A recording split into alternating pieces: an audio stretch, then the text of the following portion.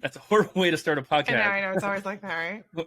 Welcome, Faithful Politics listeners and viewers. If you're watching on our YouTube channel, I am your political host, Will Wright, and I'm joined by our faithful host, Pastor Josh Bertram. How's it going, Josh? Here. So this week, our guest is Rachel Vindman. She's a wife, mom, podcast host, writer, and activist. And if you're wondering why the last name sounds familiar, it's probably because you are an avid listener of the Suburban Women Problem podcast. But some of you might also have heard of her husband, Alex Vindman, who apparently committed the cardinal sin of telling the truth back in 2019. So welcome, Rachel. Thank you. Thank you for having me from our guest room. Things are they're very busy around our house. So this is a quiet space I can find. It is a nice guest room. And for those that are listening, it's decorated in gold. And there's like a diamond chandelier, yes. which I mean, that must very nice. Lots of gold leaf. Yeah, we're really leaning into that. Highly recommend. Yeah. So, how are you? How was everything? I think we're pretty tired over here. It might look like we're just like my husband is always on TV and I'm always on Twitter, but we are really trying to get some stuff done and, raise awareness, help with medical charities that are operating in Ukraine and partnership with other NGOs. We are working on refugee, how we can lend our voice and help organizations helping refugees. As your listeners and you might have heard, there are already over 1 million refugees from Ukraine. Lots of nonsense going on. Yeah, I know. Lots of nonsense going on in Russia. So there is going to be a refugee crisis, I'm afraid, as well in Russia. People flooding into the Baltic countries. It's the easiest place for them to get. And then in addition to that, just in the past couple of days, Alex and I have been working on, it's an unsavory topic, but Slavic people are not known for their acceptance of people with brown and black skin. So there was an article in the New York Times bringing attention to this, that there were Black people, Africans studying in Ukraine who were removed from trains and forms of being able to evacuate. So the government, we did our best to make them aware. The New York Times wrote an article to raise awareness and trying to get some traction on that. So that's probably the most recent thing we've been working on, but just wherever we can to use our connections, call in favors and, to try to help, because this is something that's being predicated and perpetrated by one man, Vladimir Putin, but the entire world is, paying the cost, and we're going to have to help, stem this just tremendous humanitarian and refugee crisis. Yeah, and I meant to say it at the top, but you're somewhat of what's the word I'm looking for? Like you're a star in Russian state TV now. Yes, this is a new thing, and can I just say, this is the Can I first get your autograph? Yeah, I know. This is the first time I've ever cursed on Twitter. The only time, well, it's not the only time because I have a couple times since, but Tulsi Gabbard pushed me to this. She was lauding and defending Vladimir Putin from his speech last Monday. Yes, which, by the way, the speech was completely untrue. It was just erroneous. I mean, he talked about his historical references were all fake. I mean, they were just not true. And I mean, I guess if you look at it through that lens, perhaps it sounded good. But if you look at it, with like a little bit of a fact checking, it was all a lie. So then she said, well, look, I mean, it's true. He's just concerned about his security. And she was repeating the talking points. And I called her a traitor, only I use an adjective on traitor. So, and yes, they put it on Twitter. I mean, they put my Twitter post on Russian state television.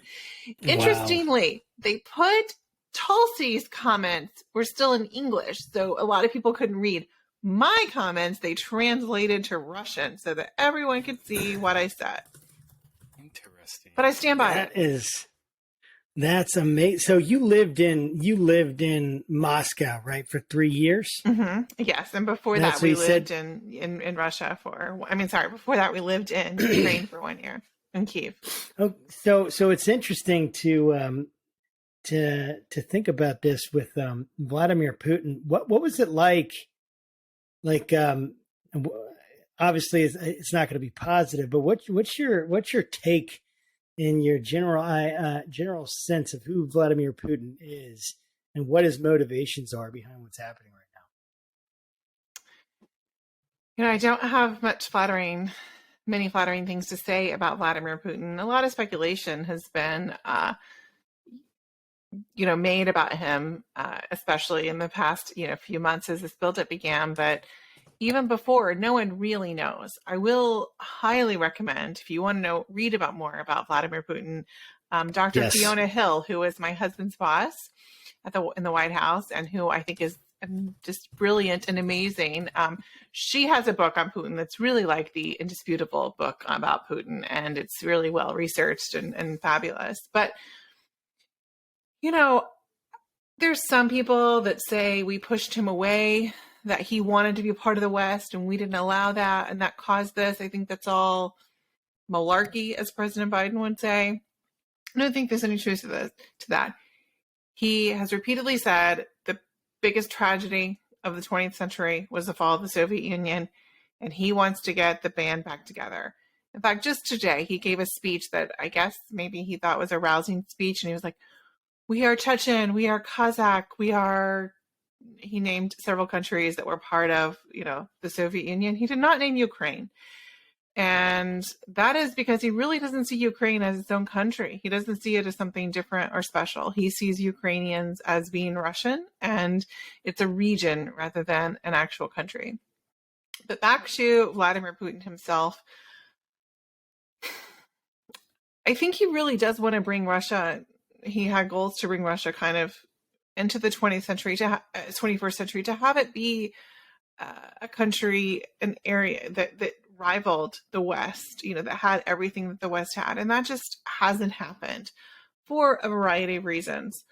But what he most wants is power. And he's been in power for 20 years. And I think, whether you're reading a fictional book about the mafia or reading about, dictators that have been in control for a long time, what eventually causes their fall is the fact that there's no longer anyone around them who will speak truth to them, who will tell them the truth, because everyone is so afraid of them. I assume you're probably not Russian speakers, but last week, and I'm not really either, a little bit, but last week, whenever he was having his dog and pony show about with his National Security Council to call for this war, it was an invasion, a special operation into Ukraine to liberate them. The head of, I think it's the SVR, which is like the, if I'm getting it right, that would be the International Security Services, but I might have that wrong. But one of the heads of the security service, it was like he didn't practice his script before. He stumbled, and Putin just lashed out at him. It was brutal. And a lot of people was like, it's not so bad to see Narushkin get made fun of or, get dressed down. But I think this is like one of the people who's closest to him, one of his top advisors, and he just eviscerated him. And it did seem like either he hadn't practiced or he didn't have the same script that everyone else was speaking from.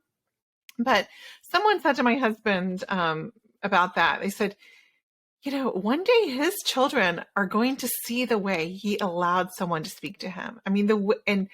Just the way that happened. And just think, your daughter will never have to have that because you stood up to someone.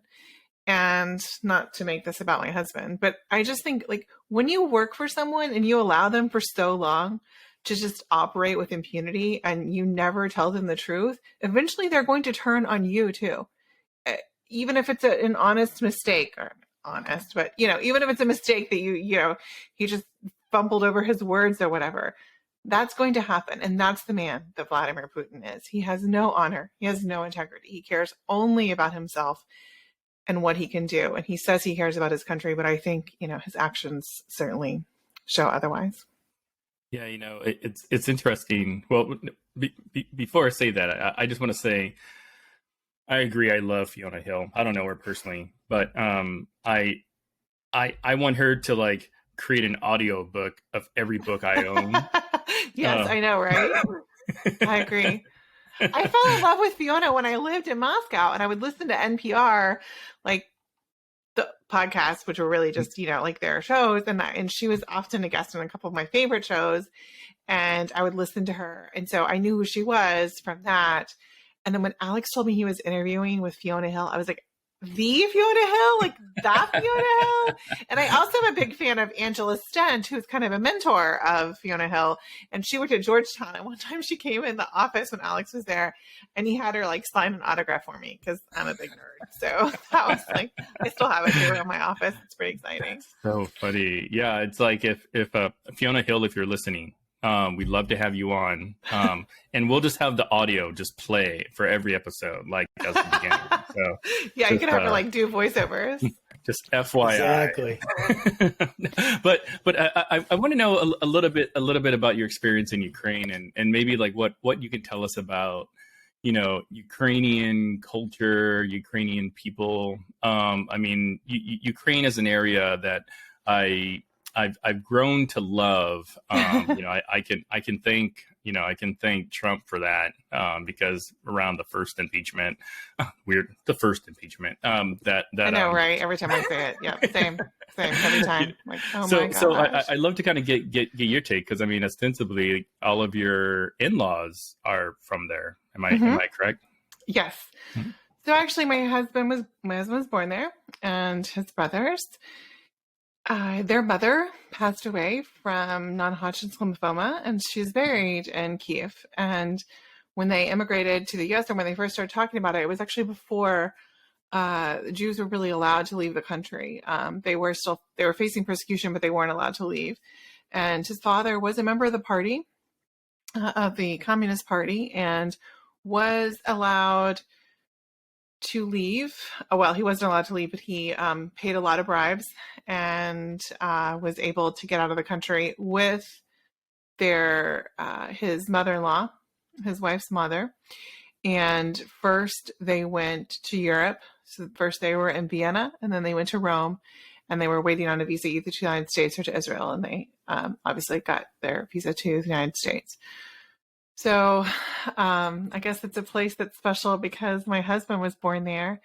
But I wrote an article that published in USA Today on Saturday, and I described why Ukraine and Kiev is such a special place to me and the people there.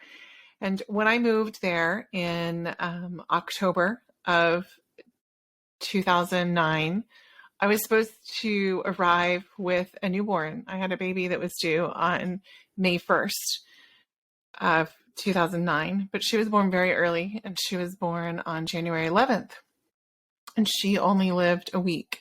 So I arrived with her urn in the blanket that she died in, and I still remember going through security, and I had to pull it. They were like wondering what it was, and I had to pull it out. And, it was a beautiful kind of, I arrived, Alex had been there for a while, but I arrived on October 1st, and it was kind of this gorgeous sort of Indian summer. And I would take long walks around the city, and it was a young democracy then, and that it had faced a lot of struggles. Their banking system had crashed more than once. And so it was common for people just to spend everything or keep money in their house. But there was a very live and let live, kind of attitude, and enjoy the moment, I guess, if you will. And, that vitality and just that unflappability of the people really rubbed off on me as I walked around the city and, got to know people in my neighborhood. And like Russians, they kind of have this hard shell, but then when you get to know them, there's a softness and a beauty and just an indomitable spirit that I think that's what we're seeing right now. And that's why the world is really rallied around them. So Ukraine will always be one of the most special places, and Kiev in particular, and not just because of, I mean, it's the city that held me, I think, in my grief. And then actually, while I lived there, my father passed away suddenly as well, and I went home for his funeral. It was he passed away on April 25th, and it was really like very much still winter, and there then it's very much like spring here at that time of year, but it was. And I remember when I returned for just a brief time before we moved back, I returned, and it was the most beautiful spring, because it had been such a dark winter, because it is in that part of the world, lots of snow, just really long, short days, long nights, lots of darkness. And then it just kind of lifts. And this is very much my experience in Moscow as well. It's just like May is an amazing month, but that rebirth of spring after such a long, dark winter, it's a perfect metaphor. And then when I left, we had done fertility treatments, actually.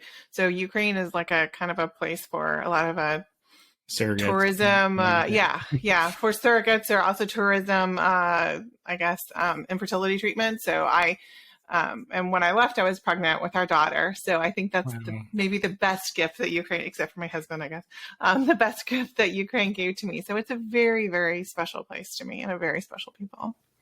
Wow, that sounds, one, thanks for sharing all that. I know my wife and I went through a similar experience with our daughter, Bethany, in between our son and our daughter, Noelle.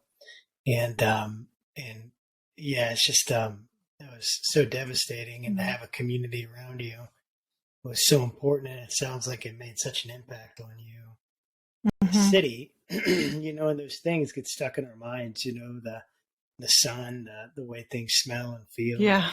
Yes, absolutely. It's like, it reminds us of it, and we can go back to that moment. It's pretty remarkable, actually, how that works. And it's just cool to hear the connection you have. And so, and it helps me appreciate the depth of concern and worry that you must be feeling right now. How are you handling that? And did this surprise you? What's happening? What's going on emotionally? Well, thankfully, I was very prepared, because Alex had been worrying about this and concerned about it since the buildup began in November.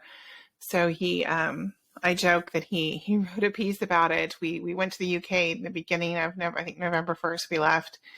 And we were there for a couple of weeks. And during that time, he talked to some people, and, he was getting more concerned. So when we would be in our hotel, or he started writing a piece that he actually finished on the flight on the way home. And then he gave it to me to look at. And then I was like, wait, do you really think this is going to happen? We started having conversations about it. And then, in December, a couple of times, he did some TV appearances about it, and then it would kind of be a hot topic for a little bit, and then it would go away, and it was kind of ebb and flow. But through it all, he really maintained that we need to take this very seriously, and a lot of people didn't think that, were not of that mind that we needed to take it very seriously. So I was thankfully prepared, and I kept thinking, well, maybe it's not going to happen. And he would say, it's going to happen, Rachel, you need to. And Alex is the most optimistic person I've ever known in my life, but he's also a realist. So when it comes time to, get down to brass tacks and appreciate something for what it is, he does. So he was, the administration at the National Security Council, this has been written about publicly. They have a group that they do Zoom chats with former officials to kind of keep them abreast of what's going on. And he was a part of that group and listened on those calls. So he was, pretty aware of the situation, and he has consulted with members of government and, with think tanks and other things, people who are in the space to try to urge not just the United States, but also the Ukrainians to prepare. And with mixed results. But fortunately, I think by not being surprised about it, it didn't just, catch me out of left field. So that definitely helped prepare mentally.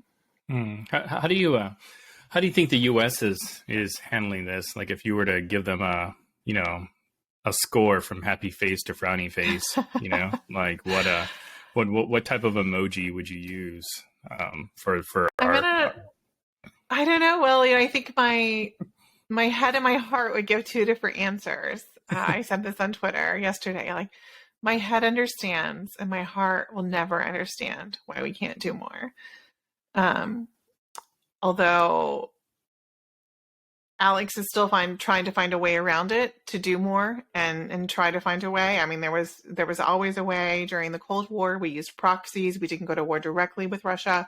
We used proxies to do this. And so, which is very much like what the Russians are doing with Belarus. So, and I want to be clear, the Russians are taking massive casualties, and these are mostly young men. I don't think they have women in combat.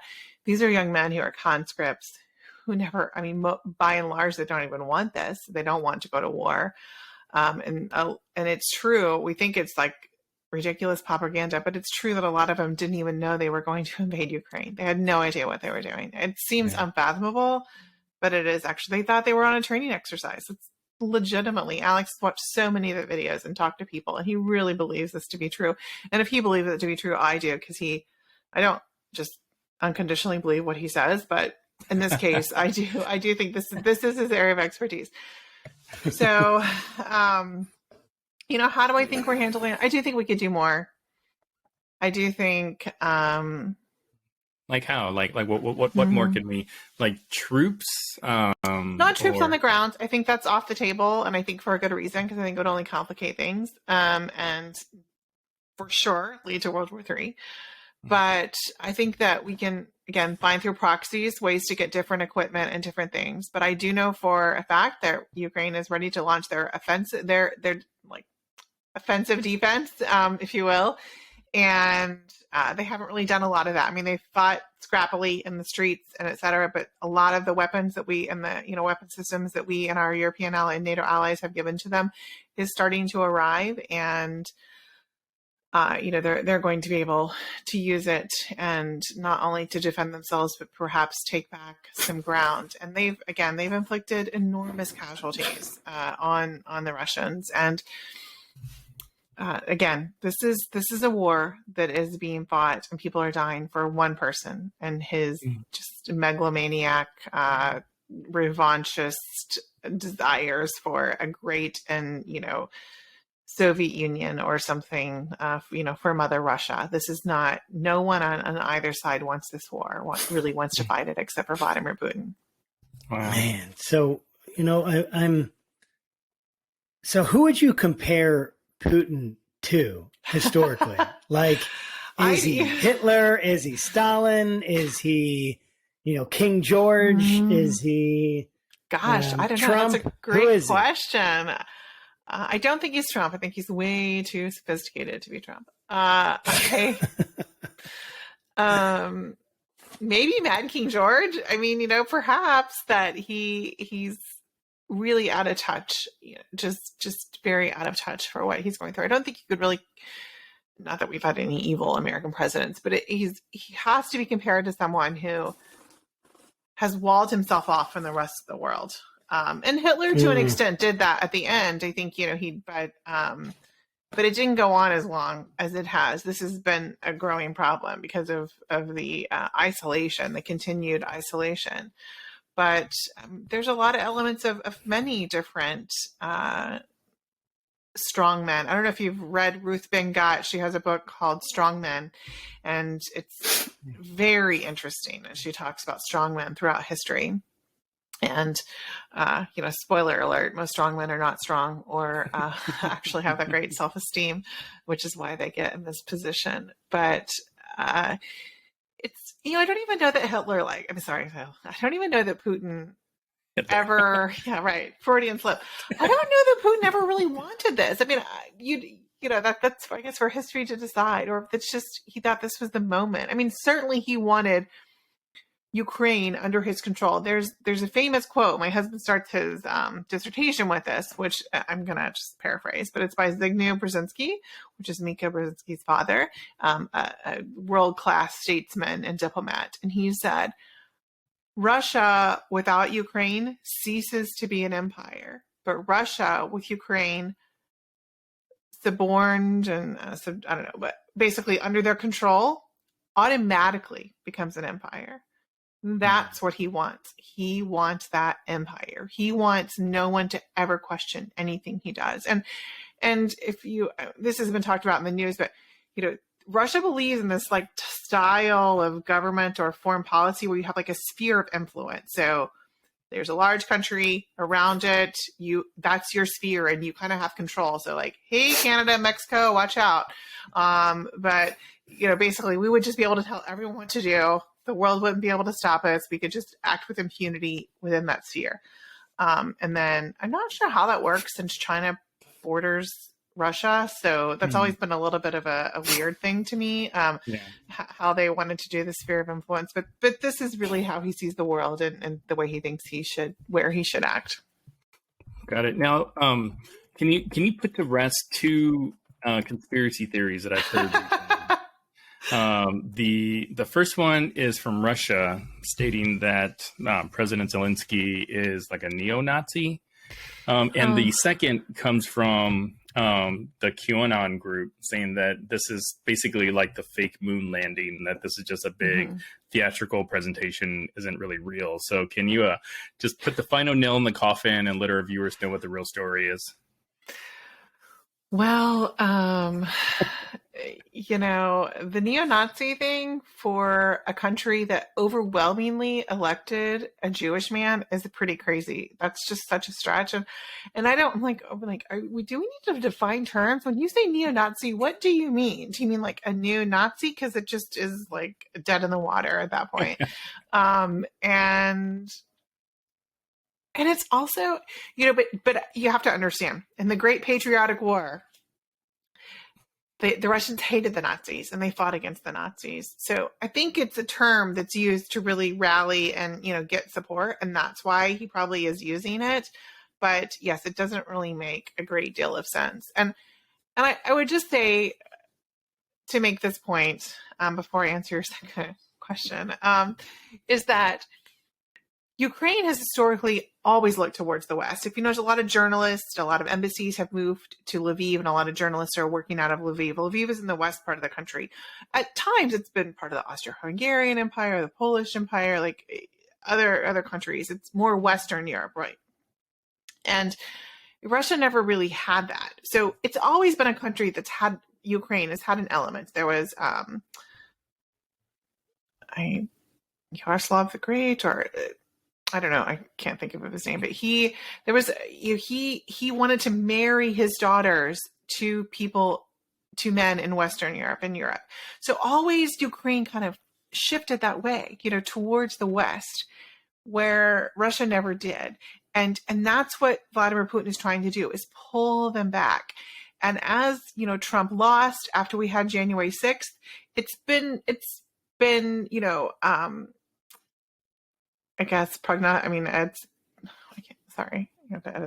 it's been hypothesized, I guess, that this battle, this invasion, not battle, but this invasion has been planned for a year, which would put it, close to around after January 6th of last year. And I think when people say, why now? Why he never would have done this under Trump? Why is he doing it now? I mean, absolutely he wouldn't have done it under Trump, because he didn't have to, because he wasn't losing Ukraine then. The more the West victories of the West, the worse it is for him, because he will lose the crown jewel. He will lose the country. If he has them under control, he automatically becomes an empire again, the leader of an empire. So I think that's a really important thing to know, because it's a huge talking point that the right has used. Now they backed off that because they had their stance last week, and then after they see the atrocities, it's changed their mind. And in addition to be an optimistic person, my husband is a really forgiving person. He thinks, okay, we need everyone now. It's all hands on deck. We need everyone to fight this, everyone to defeat him. We can't say something that's going to hurt their feelings and they're going to change their views. Okay, this is really hard for me to do, but I won't forget. I might not bring it up right now, but I'm not going to forget it. And then, in other question, that I just saw this today, that they think that people are saying these are just actors, that it's a staged event. And, I mean, to that I would say I've talked to people in Ukraine. We both talk to people in Ukraine every day. That's just not the case. And there's a tremendous human tragedy and a refugee crisis. And I think the pictures, the visions are going to be so great that no one's going to be able to deny this. And a lot of mothers, it's estimated, perhaps as many as 9,000 Russian casualties so far. So that's a lot of mothers who are going to be able to say, this is real. And, how dare you? Shame on anyone who would claim that this tragedy is not actually happening. I guess with the moon landing, it's not like you're not dismissing, like the loss of life. Yeah. But with this, I mean, I still want to believe that we're more good than bad, and that anyone who, that life every life has a redemption and a purpose, and you can pull yourself back and change at any moment. But gosh, it doesn't mean that there's not going to be a lot to atone for if you are someone who has denied the evilness of this moment. Yeah, absolutely. It's mind-boggling, really, to even imagine the kind of conspiracies that go on when it comes to this kind of major action and military action. It's really mind-boggling. As I'm thinking about the Russian side of this just for a moment, and you were there in Russia for 3 years, and you kind of had alluded to it, that the soldiers maybe didn't know what was going on. They weren't even know why they were there. I guess my question is, what's at stake, like, for the Russian population in general, and their sense of nationalism and their sense of national pride? What do you think is at stake here for them, for the normal Russision? Maybe they're embarrassed. They're experiencing this. They're completely embarrassed, Josh. They are completely. I don't even want to talk about it. Let's see. So we had a Russian nanny, who went on to work for, she spoke really good English, and she had a job for a European company. She lost her job last week because that company stopped doing business with Russia. And I frankly have stopped contacting her because I don't want to put her in danger. But, she texted me and she was like, we don't even know what's happening. I mean, it was all of a sudden sprung on them. Like, she has no idea. They were like, we don't even know what's happening. We don't want war. And he's tried to lie to the people, but as I was explained a couple of times on my podcast and another one, is just like, you don't get a lot of 25-year-olds watching Fox News or any cable news, really. It's just not how they get their news. And I'm certainly not sitting down watching the evening news. And so what you have is they're getting their news from other sources, and they don't believe state news that's trying to do this, which is bad for me because I am, as we said, a star on Russian state news. So I'm going to have to do a little bit more to raise my profile among a certain group. But with this, I think it came as a surprise to them. And now Russia has not opened their stock market in 4 days. The ruble has completely crashed. It was worth 100 rubles was about $30 when I got there, $40 ish when we left, because they had invaded Crimea and that took a hit and there were some sanctions. It's worth less than $1 now, 100 rubles. So it went from, $30, $40 to nothing, and $1. And then there's rumor that tomorrow they're going to declare martial law, that no one is going to be able to leave the country. People are trying to flee to the Baltic countries. They can't really leave by plane because air service has been cut almost by everyone unless they want to go to Asia. And I think it's really starting to sink in, like what's happening. They're being walled off from the entire world. And I think the regular Russians, and we see in the protests, the intense bravery that to go out and to protest. They have closed yesterday, I think, Dozhd, which means rain, which was one of their independent networks, and they always, their journalists always faced some pushback, but they were able to operate. And they closed them and one other one that were the only independent organizations still operating. So they announced it yesterday and they closed today, I think. And what else? I mean, there's just so much. Like, it's a tragedy. Going back to the conscripts, so our nanny, her boyfriend's brother, they tried to pay a bribe, which is like a common thing. It's about $12,000. And then they found out they got scammed, and the person just took the money, and her boyfriend's brother had to go in the army. And I swear it was like he died. I mean, just anyone who could get out of that gets out of it. So what you get is a lot of, young men from very poor families. Everyone has the opportunity for education there, but, it's not a good situation. And that's why, morale's low. You see most of what they're doing is not really succeeding. It's because they are a military. They have a lot of people.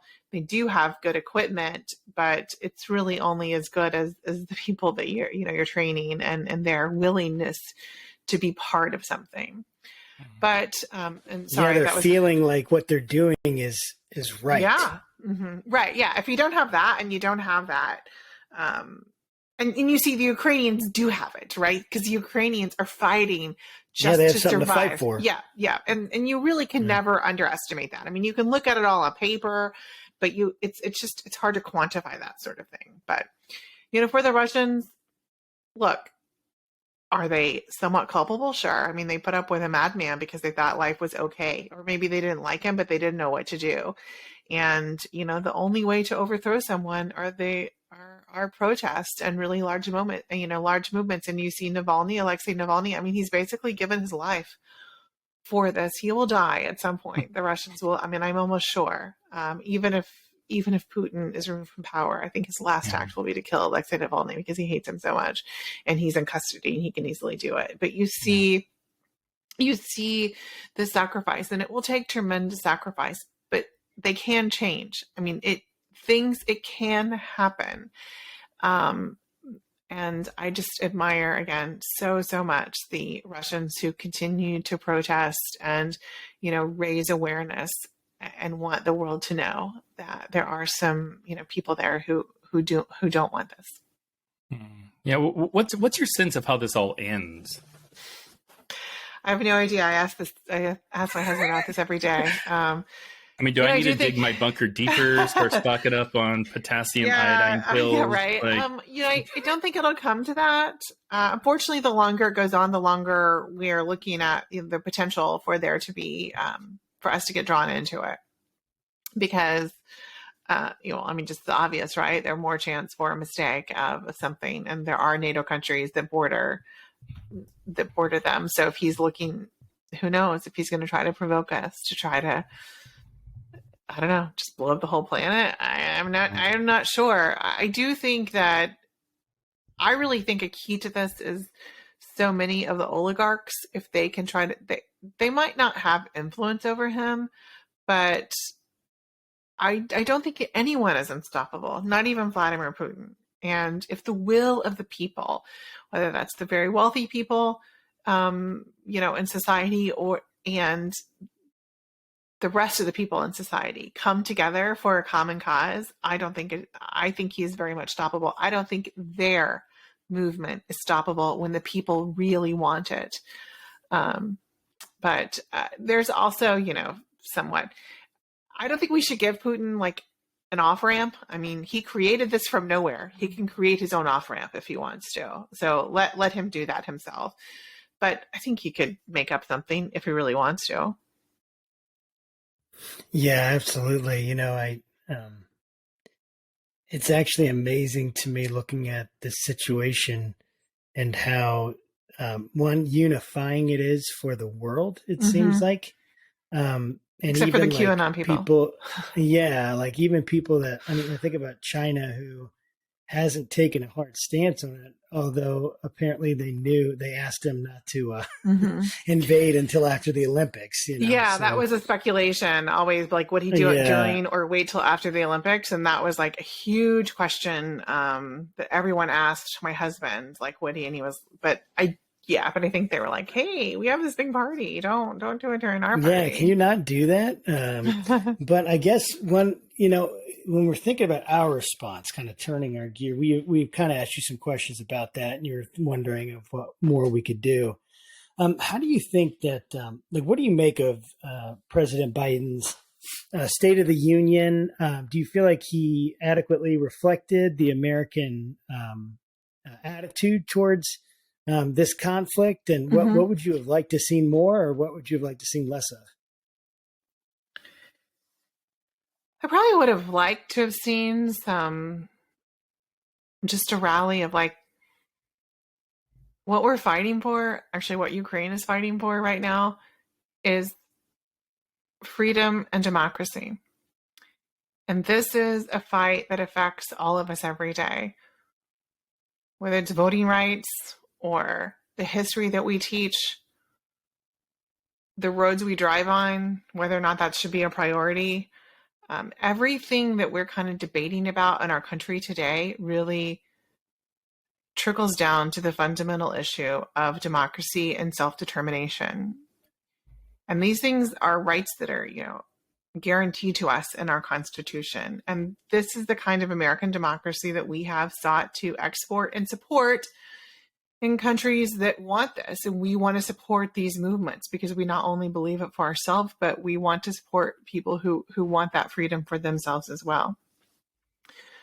So I had hoped that it would just be a rousing, call to unity to say, look at this example we have from this country that wants freedom so much that they're walking out and stopping a tank with their bodies and trying to talk sense into these young men in this tank and trying to preserve and protect their homeland with their lives. And that's the way I think that we should try to be preserving and protecting democracy here at home. So when I look at so many of the things that we're arguing about again, book bans, nonsense, like, the only thing we have to fear is fear itself.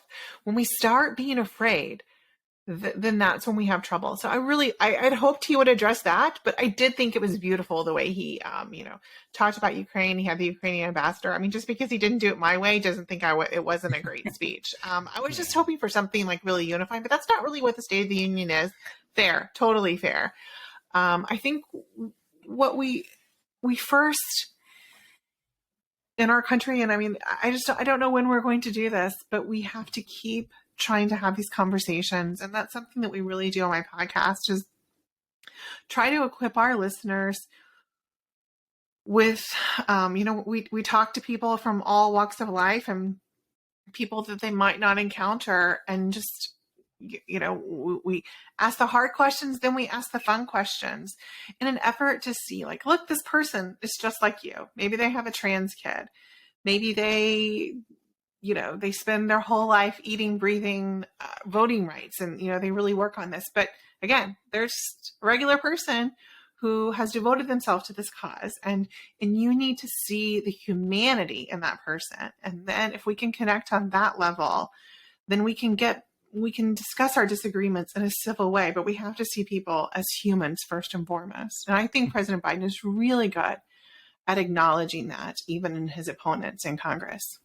That's really powerful because I mean that's one of the reasons Josh and I started this podcast. I mean, Josh is a registered conservative Republican. I'm a liberal Democrat. And we don't see eye to eye on a ton of issues. But we just think it's important just to kind of have these conversations, Mhm. and because we just think that it's missing, and I don't know exactly what caused it, but like it's missing, and we need more of it. So I appreciate you doing that. Speaking of fun questions, I'm curious, like, so you've got a daughter, is it? Yes. One daughter. And is she 11? Yes, she just turned 11. Okay.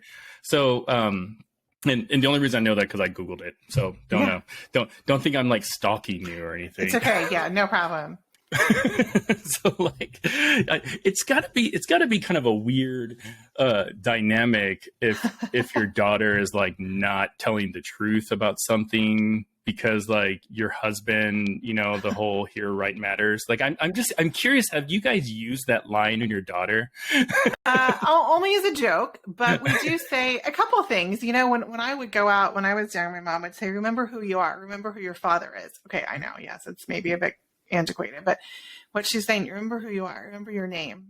When you go out, you don't just represent yourself, but you represent our whole family. And I grew up in a town where my family lived for 3 or 4 generations. I have to think about it now, but I was a 4th generation. So my family name meant a lot. And so I think that's true. So yeah, I mean, there's an element of that with her that we try to tell her. I mean, because there's benefits to it too, but I mean, you also have to, it's important. But, just a couple of days ago, I kind of attacked someone on Twitter who I thought was attacking me, and they weren't attacking me, and I got it wrong. And I apologized. And I talked about it at dinner in a way I wanted to tell her something. One thing that drives me crazy that people do. I mean, yeah, I'm tired. I'm stressed. I was tired of getting people like coming after me on Twitter, but that's no excuse. If you do something wrong, you do something wrong and you need to say you're sorry. You don't say I'm sorry, but I did this because no. And I told her, because in the comments, people are like, oh, I understand because you're tired or this or that. And they said those things. And I appreciate that. And I appreciate their grace very much. But personally, I believe you need to take full-throated responsibility when you do something wrong. Because you need to understand, no matter what the reason why you did it, it's wrong. So even if you have the biggest excuse, it doesn't matter. I mean, just like the whole, if you don't know what the law is and you break the law, you're still responsible for it. And I think that very much is also true for us personally, that you need to stand up and be accountable for whenever you make a mistake. So personal responsibility, which, I mean, I was raised conservative and always conservative before. So that's like a real hallmark of the Republican Party and the conservative movement is, the party of personal responsibility. And that's something that I always take with me. I mean, that being said, my husband's a Democrat and he also is very big on personal responsibility. So I don't think it's something that's really, owned by someone. What I do think is troubling is the way you see people who, purport to, to follow these conservative beliefs, but personal responsibility, which I think is a huge thing, has fallen by the wayside. And we think, oh, well, if you don't agree with it, then you can invade the Capitol on January 6th because it's to do, it's for this reason or whatever. And that's where I think you really, you start really causing problems for yourself because you're allowing your emotions to get in the way of and allow you to make some big mistakes, and that really, erodes your credibility. Yeah. So I'm curious, like in this post-Trump era, if you will, or post-Trump presidency, I should say, has your life returned back to normal somewhat than it was before the attacks on you and your family? Yes and no. I mean, it's a different normal, and I think this crisis, this of Ukraine, has been particularly difficult for Alex because it's the first one, since he left government, and it's pretty much his jam. I mean, it's like all his areas of expertise, consolidating into one, and he's on the outside, and all he wants to do is do good. I mean, I know people think that he just wants to control the world as a deep stater, but I know that's not the case. And he, his heart is to help and be as helpful as he can. So he's trying to find ways to use his voice and help. but that's been hard. In other ways, it has gotten back to normal, a new normal, a different normal. I mean, I was never on Twitter before. I didn't speak out. I didn't, our life is completely different, but it's a different season of our lives. And I think anyone, after you live past a certain age, you understand there are different seasons of life, and this is a new one. So it's neither good nor bad, just different. But life is good. I mean, things are fine with us, but I don't want to say it's better or worse than it was before. Yeah, that's well said. So we have a lot of different people that listen to our podcast from different walks of life, ranging the political spectrum, ranging the religious spectrum, from non-religious to very religious, conservative and liberal. I love it. My question, I mean, we're pretty surprised by it in some ways. I mean, we wanted that, but it's, and we've been very intentional about that, not just having a certain kind of, category of speaker on or guest or whatever. But if you were to make an appeal to the listeners of our show, or say one thing to them, what is it that you want to say?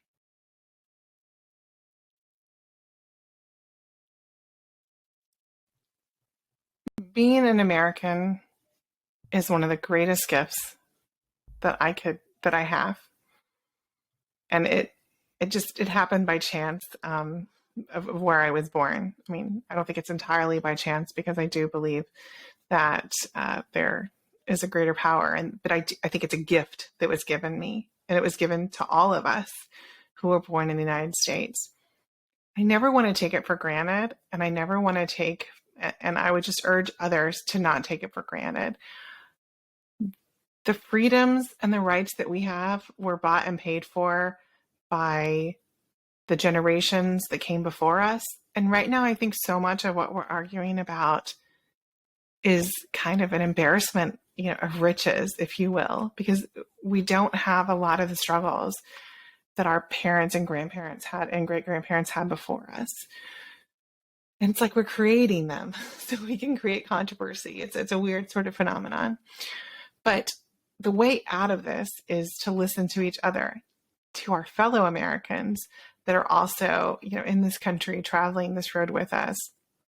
So I would, say, let's not take for granted just this amazing thing to be a citizen of the greatest country in the world. I very much believe in American exceptionalism, which doesn't mean that I don't think other countries are exceptional too, but I think we are pretty darn great. And in order to maintain that, we have to figure out how to be here together, because if we divide, then we fall. We all fall. And we cease to be this paragon of freedom and opportunity that we are in the world. But if we divide ourselves, then we will not be that anymore. So we've got to come together and find a way to find common ground and become, I wouldn't say, I don't think we ever stop being great, but we need to return to that place where we recognize the good in us rather than picking on the bad. Beautifully said. Beautifully said. Thank you. So, where can people find information about you? What you're working on? What would you like to? Where do you want to send people if they want to hear more about what you and your husband are doing? So I'm on Twitter. My handle is NatSecHobbyist, because I'm a hobbyist, not a professional. But also, I think if you just Google Rachel Vindman, you'll probably get it on Twitter. And then the Suburban Women Problem Podcast, and that's about it. I'm on Instagram, but I have a private account, and Alex is on Twitter at Alex Vindman, and I also write occasionally for USA Today opinion page. It's not really my opinion so much, just sort of thoughts on different things, but I do like it. And, we hope to keep working, for the causes that we believe in, and a lot of that is, politics seems inherently divisive, but, I do think there are a lot of great people on both sides of the aisle that do want to bring us to a place of normalcy again, where we can argue about the tax code and not about who has the right to vote. So that'd be a great place to get back to again. So I think there are good Republican Absolutely. candidates and good Democrat candidates. I don't think it's the exclusive purview of either group, but it's the matter of, can we recognize truth, or are we going to give in to our fears and see boogeymen that aren't actually there? Yeah. Well, what about organizations to donate to? Can you recommend any? Yeah. So just for this there are many. One that Alex has been volunteering with and trying to help is it's MOAS, MOAS.eu. And they're really doing a lot of critical care. Like they have some ambulances, and they're offering first aid and medical care to people, which has been a real issue. And then one of my other favorite organizations is HIAS, which is the Hebrew International Aid Society, but now they help all refugees, and they are an organization that helped my husband's family when he first moved to the U.S. So it's especially it's a very special organization for us. So HIAS and MOAS are good, and of course the International Red Cross. I mean, you can never go wrong with them. And I think Chef Jose Andres has his World Kitchen. They're operating and providing meals for people. So these are the things we need. We need help with the refugees. We need help with medical care for the people who are in the middle of this war, living in this conflict zone. And, people need food to eat. And there's kind of a crisis because Ukraine has been cut off to receiving supplies from the rest of the world. Mm-hmm. So those are some of the most important organizations right now. Awesome. Yeah, that's really great. Well, thank you so much, Rachel, for spending some time with us. Thank you for having me. I appreciate it very much for the opportunity to be on. Thank you. And I've enjoyed listening. Thank you for contacting me and give me another podcast to listen to. I like to keep my earpods in, and my family's like, "Are you listening?" I'm just like nodding, and they think that I'm doing something, but I'm really listening to podcasts like 90% of the time. So yeah, we are the great distraction, but that's what we should name our podcast. I like it. I love it. Thank you so much. I love it, and thanks for having me. I really appreciate it. Yeah, it's our pleasure, and we will see you guys all next week. Yeah, thanks, guys. Bye.